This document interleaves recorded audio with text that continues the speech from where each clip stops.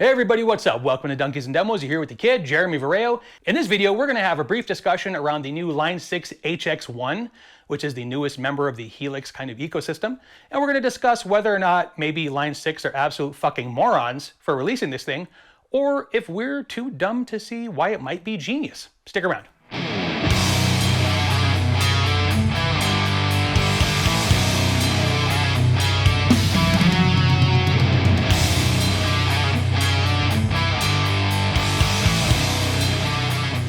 All right, guys, like I said, today we're going to discuss briefly the HX1. I'm going to give you some of my thoughts around it, but I'm definitely interested to hear what you guys think as well. So make sure you leave some comments below. If you're new here, welcome. I hope you guys poke around and check out and see what the channel has to offer. If you like it, maybe consider hitting that like and subscribe button. And if you are a longtime watcher, thank you for coming back. Anyway, HX1, the newest thing in the Helix world. Most of you guys know by now, the Helix has been out, what, 5, 6 years, 7 years maybe? I don't know. It's been out a long time. And it has a very, very broad range of products. Everything from the Helix rack and controller to the Helix floor, the Helix LT, the HX Stomp, the Stomp XL, the HX Effects. There's a lot of HX out there. So one of the biggest things I keep reading on the interwebs in Facebook groups or on forums is, why would they do this? Why would they release something so fucking stupid? Why is Line 6 answering or coming up with a solution to a problem that doesn't exist? Nobody wants this. Well, let's unpack that a little bit.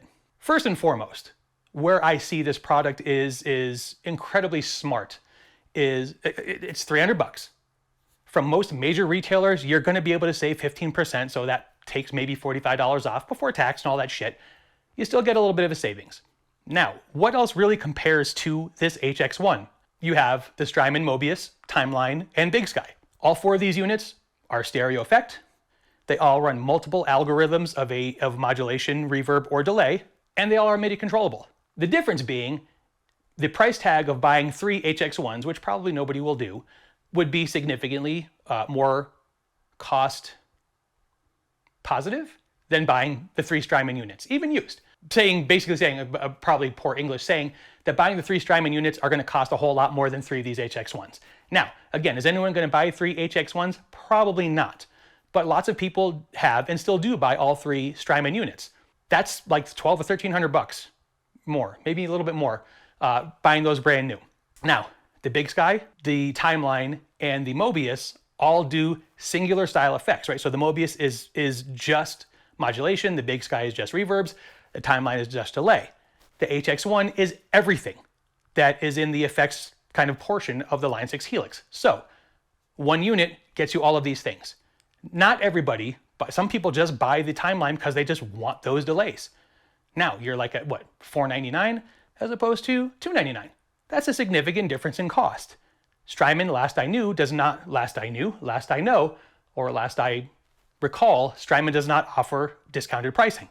So it's a big price jump to get the same functionality. This has nothing to do with whether or not you think Strymon effects are better than Line 6 effects. This is not what we're talking about.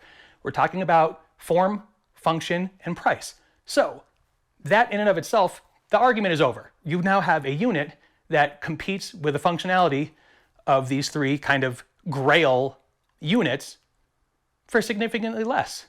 If that doesn't color whether or not you think the effects are better in the Strymon, it certainly will, right? Because your wallet will generally tell you, if you're a working musician, if the price point is worth maybe a deficit. With that said, I think some of the biggest users besides, like the shoegaze crowd or whatever, of the Strymon stuff are worship users or worship players.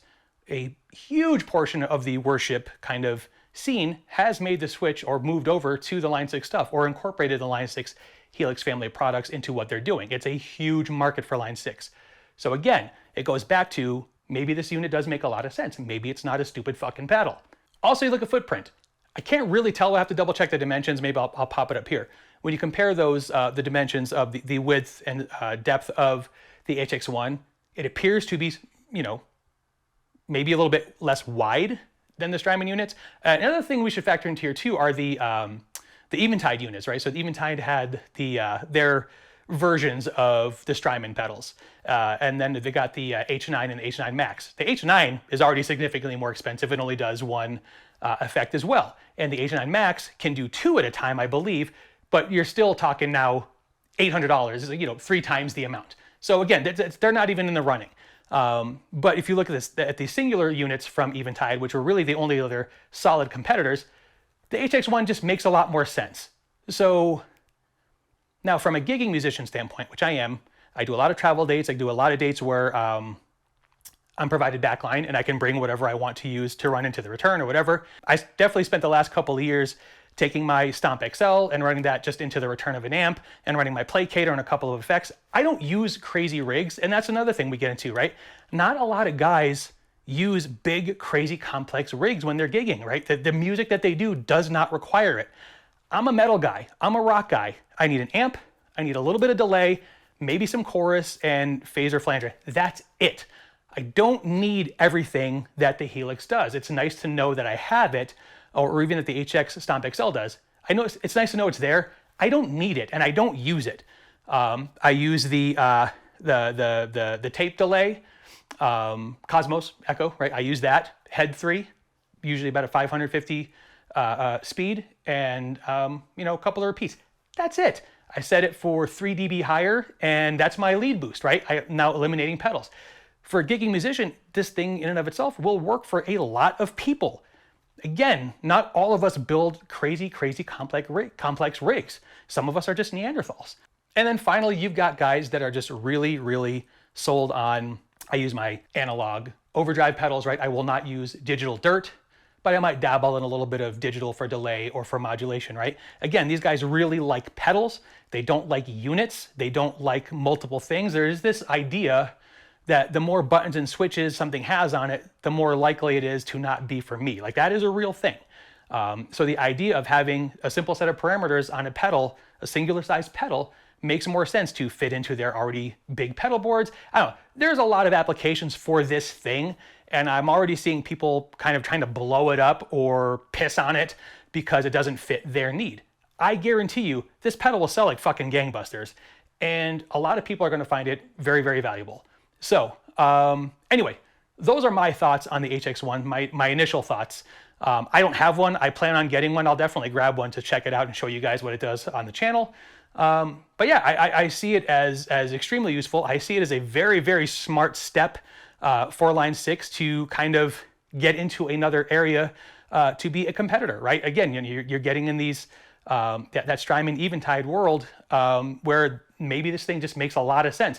And even if they don't sell 1 million units, if they're getting some of that share, then why not go get it, right? They've done all the dev work. It probably does not cost them very much to go from this to this, right? So, you know, I'm not a business guy that way, but I'm assuming this is probably a very easy thing for them to manufacture, fabricate, and get out and not lose a whole ton of dough on. Lastly, and most importantly, maybe it is just the right gateway drug to get someone into the HX ecosystem and kind of bump them up. I would have to think a good motivator of doing that is maybe there is a new Helix on the way, and you get people comfortable with this, it makes the transition easier, right? Like, I don't see that there's gonna be a time where that HX1 will ever not be valuable to a guitar player or a bassist or a musician. It's a cool pedal, it's a great idea. Most people anyway, I should say, I can't say everyone, but the Helix kind of adoption is huge worldwide.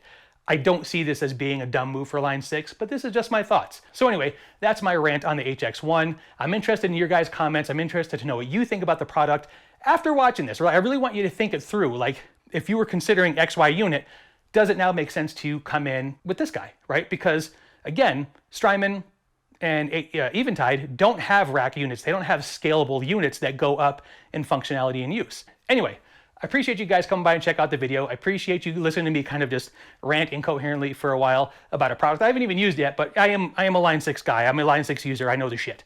I hope you guys dug the video. I hope it made you think about a couple of things. Maybe it inspired you to check the pedal out. Or maybe I just sold you on the fact that there's no fucking way you need this and Line 6 are idiots. I don't know. But anyway, comment below. Let me know what you think. Appreciate you coming by. And as always, until next time, peace.